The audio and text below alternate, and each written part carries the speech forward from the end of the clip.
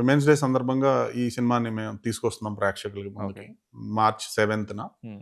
So, morning show మేము ఫస్టే మేము విమెన్‌కి మేజర్ షేర్ రావాలి అందులో ఖచ్చితంగా అని చెప్పి మేము ఆహ్, ప్రతి విమెన్‌ని గూడా మేము రిక్వెస్ట్ చేసేదేంటంటే, తన లైఫ్‌లో ఉన్న ఒక ఇంపార్టెంట్ మేల్ పర్సన్ తండ్రి గావచ్చు, హస్బెండ్ గావచ్చు, కొడుకు కావచ్చు, అన్న గావచ్చు, తమ్ముడు గావచ్చు.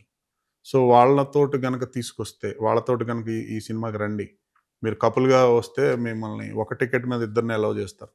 This oh! ఈజ్ వాట్ ఎందుకంటే వాళ్ళొచ్చి చూస్తే నేను నా జడ్జ్‌మెంట్ కోసం నేను అది తీసుకున్నానది. ఓకే.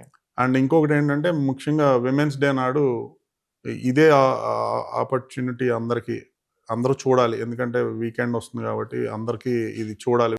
సో, విమెన్స్ డే నాడు ప్రతి చోట మహిళా సాధికారత మీద చర్చలు పెడతారు, మీటింగులు పెడతారు. జనరల్‌గా చిన్న చిన్న ఫెస్టివల్స్ జేస్తారు. సో, నేను ప్రతి మహిళకి అప్పీల్ చేసేదేంటంటే, విమెన్స్ డే సెలబ్రేషనో, ఇంకోటో అలా భావించి, ఈ సినిమాకి ఖచ్చితంగా మీ లైఫ్‌లో ఉన్న పర్సన్ తీసుకురండి.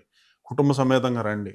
ముఖ్యంగా 13-20 ఏళ్ల వయసున్న పిల్లలున్న తల్లిదండ్రులు ఖచ్చితంగా మీరు నలుగురు వచ్చి చూడండి. ఒక ముగ్గురుంటే ముగ్గురు.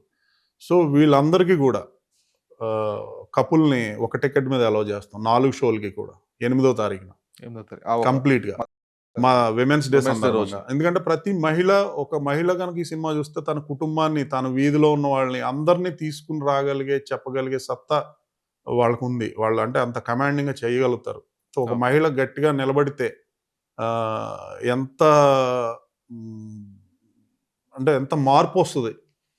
ఇది నేను గట్టిగా చెప్పాలనుకుంటున్నాను. అందుకని ప్రతి మహిళ నిలబడాలి. ఇలా ఇంత బలంగా నిలబడాలి. సో, ఇది నేను చెప్పే పాయింట్. So, okay. ఖచ్చితంగా మీరు చూస్తే మీకు ఆ ధైర్యాన్ని కొంతైనా నేను ఇచ్చినోడిని అవుతాననేది నేను నమ్ముతున్నా.